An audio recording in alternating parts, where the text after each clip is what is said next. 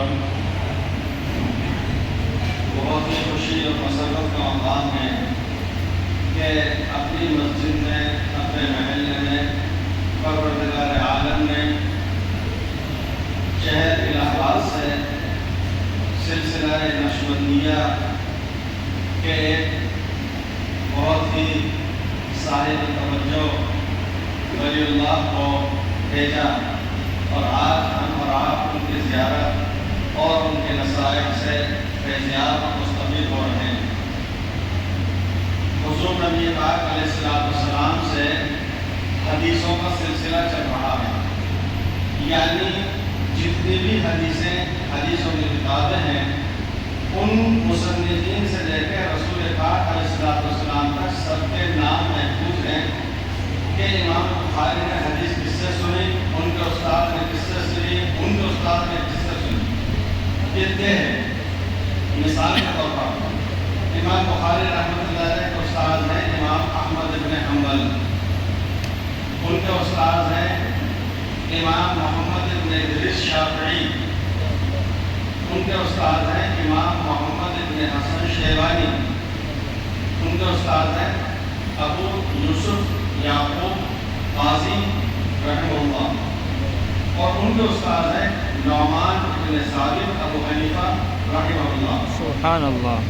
ان کے استاد ہیں حضرت حماد بن سلیمان کوفی، اور ان کے استاد ہیں امام اوزاعی، ان کے استاد ہیں حضرت علقمہ، اور ان کے استاد ہیں حضرت عبداللہ بن مسعود رضی اللہ تعالیٰ عنہ، اور ان کے استاد ہیں حضور نبی پاک علیہ السلام۔ ماشاء اللہ، سبحان اللہ۔ یہ میں نے ایک نمونہ پیش کیا ہے جس سے آپ یہ سمجھ سکتے ہیں کہ دین اسلام میں سلسلہ چل رہا ہے۔ جیسے نسب کا سلسلہ ہوتا ہے کہ میرا باپ فلاں ہے، دادا فلاں ہے، پردادا فلاں ہے، سردادا فلاں ہے، بہت کے شجرے محفوظ ہیں، اس طرح حدیثوں کے بھی سلسلے ہیں۔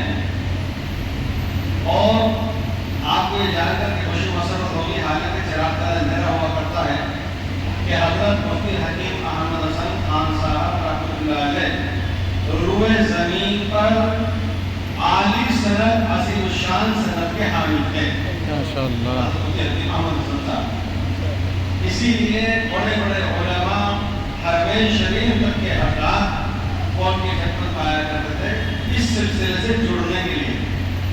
اور جس طرح حدیثوں کا سلسلہ ہے، اسی طریقے سے سلوک اور تصوف کا، تزکیہ اور احسان کا بھی سلسلہ ہے۔ جیسے اور چار سلسلے وہ ہیں جو زیادہ مشہور ہو گئے، جیسے فقہی سلسلے چار مشہور ہو گئے، حنفیہ، شافعیہ، مالکیہ، حنابلہ۔ اس طریقے سے سلسلے تو اور بھی ہو سکتے ہیں، لیکن چار سلسلے سلوک اور تصوف میں مشہور اور معروف ہیں: چشتیہ، نقشبندیہ، سہروردیہ، قادریہ۔ اس کا مطلب یہ نہیں ہے کہ یہ سلسلہ شیخ عبد القادر جیلانی علیہ رحمہ پر جا کر ختم ہو گیا، نہیں، بلکہ وہ سلسلہ جو رسالت پاک علیہ السلام سے چلا تھا، صحابی کے تابعی کے تبع تابعی کے نیچے ہوتے ہوئے، اس والی کڑی میں حضرت خواجہ عبد القادر جیلانی رحمۃ اللہ علیہ کی ہیں، اور وہ چونکہ بہت عظیم الشان شخصیت کے مالک ہیں، اور اللہ تعالیٰ نے ان کو خصوصی کشف کرامات عطا فرمائے تھے، وہ اس لیے اس سلسلے کا نام ہو گیا قادریہ، سلسلہ قادریہ۔ چشتیہ سلسلے کا یہ مطلب نہیں ہے کہ اجمیر شریف جا کر کے وہ ختم ہو گیا، بلکہ وہ سلسلہ بھی حضرت حسن بصری کے ذریعے سے حضرت امیر المؤمنین علی بن ابی طالب رضی اللہ عنہ تک پہنچا ہے، اور ان کے واسطے سے حضور پاک علیہ السلام تک پہنچ رہا ہے۔ اس والی کڑی کے اندر، اس سلسلے کے اندر ہمارے حضرت خواجہ مولانا چشتی رحمۃ اللہ علیہ آتے ہیں، اس لیے اس کا نام پڑ گیا چشتیہ سلسلہ۔ یہ مطلب نہیں ہے کہ خواجہ جی کو جا کے ختم ہو رہا ہے، بلکہ اس سلسلے کی بیچ کی ایک کڑی ہے۔ اسی طرح سے جیسے مثال طور یہاں سے آپ کو حیدرآباد بنگلور جانا ہے، تو کوئی گاڑی ایسی ہوتی ہے کہ کہیں سے آتی ہے، کوئی بھوپال ہو کے جا رہی ہے، تو مشہور رہتا ہے یہ وائے بھوپال ہے، یہ بڑے دہلی ہے. تو یہ سمجھ لیجیے اس والی کڑی میں یہ بزرگ آ رہے ہیں. سہروردی سلسلے کے شیخ سعدی رحمۃ اللہ علیہ حضرت خطاب نے ان کا ذکر فرمایا. شیخ سعدی شیرازی دو سہروردی سلسلے میں ہیں اور ایک سلسلہ نقشبندیہ ہے. نقشبندی سلسلہ یہ حضرت ابوبکر صدیق رضی اللہ تعالیٰ عنہ کے ذریعے سے رسول پاک علیہ الصلوۃ والسلام تک پہنچ رہا ہے. چشتیہ سلسلہ حضرت علی مرتضیٰ رضی اللہ عنہ کے ذریعے اور نقشبندی سلسلہ یہ حضرت ابوبکر صدیق رضی اللہ عنہ. ہم دیکھیں حضرت ابوبکر صدیق رضی اللہ عنہ کی اولاد آج کہاں ہے؟ جو شجرے والے صدیق کے اولاد ہیں وہ نسب کے ہیں. ایک ہے سلسلہ نورانی روحانی سلوک و تصوف کا، وہ ہے جو انتہائی محنت جانفشانی ریاضت مراقبات کرنے کے بعد حاصل ہوا کرتا ہے. وہ صرف کسی کے گھر میں بیٹھ کے آنے سے پیدا ہو جانے سے حاصل نہیں ہوتا. نقشبندی سلسلے سے بھی اللہ تعالیٰ نے عالم اسلام میں بہت عظیم الشان کام کیے ہیں. مولانا خوشی صاحب ادھر تشریف لے آئیے. اور ہندوستان کے اندر جس وقت اسلام مسلمان عقائد کے اعتبار سے انتہائی خطرے کے اوپر آ چکے تھے، سلطانی اور شہنشاہی زد میں آ گئے تھے، مغل اعظم جلال الدین محمد اکبر کے زمانے میں جب وہ بہک گئے تھے اور ان کو ابوالفضل اور فیضی نے اور بہکا دیا تھا، مبارک نے اور بہکا دیا تھا اور وہ عقائد کے اندر متزلزل ہو گئے تھے. اللہ اکبر کا مطلب معلوم کیا لیتا تھا؟ اللہ اکبر ہی تو ہے، نعوذ باللہ. اللہ تبارک. اس زمانے میں اللہ تعالیٰ شاہ نے جس عظیم الشان شخصیت سے دین اسلام کا کام لیا اور ایسی ہیبت نام طاقتور بادشاہت کے مقابلے میں لا کر اس درویش کو کھڑا کیا.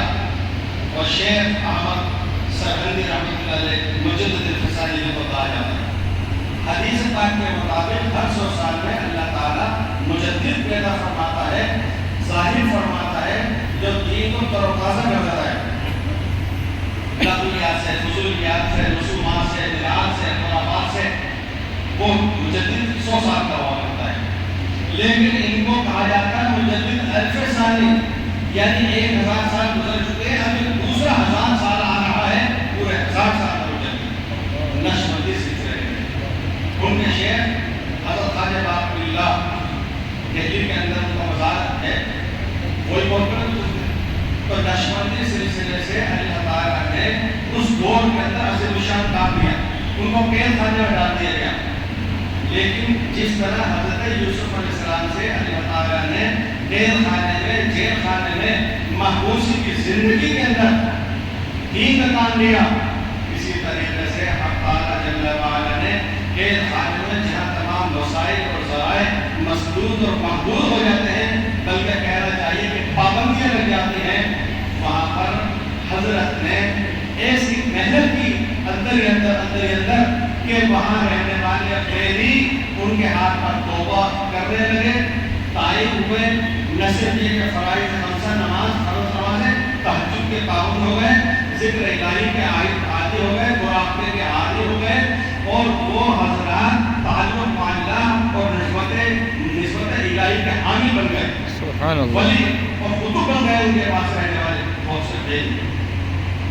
جب جہانگیر کے زمانے میں ان کو بشارت ہوئی کہ کس کو جیل میں پٹک رکھا ہے، تو میں یہ عرض کر رہا تھا کہ اس زمانے کے اندر بھی اللہ تعالیٰ نے جو دین اسلام کی حفاظت فرمائی وہ نقشبندی بزرگوں کے ذریعے سے. ایک بات اور کر دوں میں اہل علم حضرات کے مطلب کی اور ان سے جوڑ کی نسبت کی کہ ہندوستان کے اندر مرزا بھگت جانا رحمۃ اللہ علیہ ہوئے ہیں. ایک ہی زمانے میں ایک ہی دور میں دہلی میں 3 بڑے بزرگ تھے. حضرت شاہ ولی اللہ محمد سہیل بہت بڑے عالم، چشتی سلسلے کے حضرت مولانا فخر الدین صاحب جن کے خلیفہ مولانا ضیاء الدین صاحب چار دروازے پر مزار شریف جن کا ہے یہ، اور ایک نقشبندی سلسلے کے حضرت مرزا بھگت جانا رحمۃ اللہ علیہ. ان کا نام اور اسے بھی رکھا چونکہ ان کے عالم اور اسے رحمۃ اللہ علیہ کے ملازم تھے.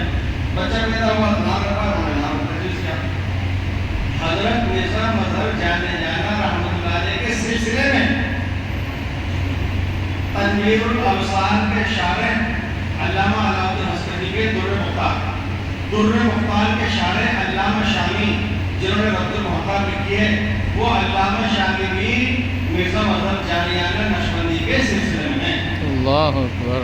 اور مفسرین کے اندر علامہ آنوسی بغدادی حنفی 15 جلدوں میں ان کی تفسیر روح البیان عربی میں، وہ بھی نقشبندی سلسلے کے اندر مجاز ہے مرزا مذہب جامیانہ کے۔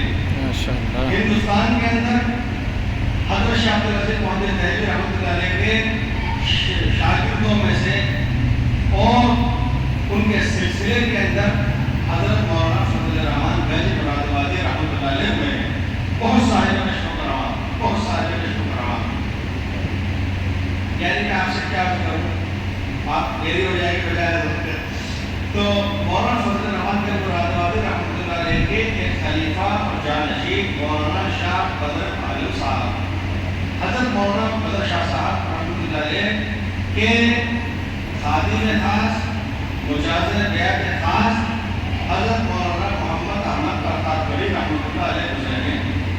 میں نے گزرے 1985 کے اندر حضرت مولانا ابوالحسن علی ندوی رحمۃ اللہ علیہ سے سنا وہ فرماتے تھے کہ ہم ہر سال عید کے بعد حضرت مولانا احمد برکات بری کی خدمت کا حاضر دیا کرتے ہیں۔ بہت بڑے بزرگ، اتفاق کی بات ہے کہ ان کی خدمت میں برسا برس رہنے والے اور ان سے فیض کھانے والے، ان کی تربیت میں رہنے والے حضرت مولانا محمد صاحب نقشبندی منتظر لوگ، وہ ان کے جانشین ہیں، ان کے مستقبلین میں سے ہیں، ان کے خلفاء مجازین میں سے ہیں۔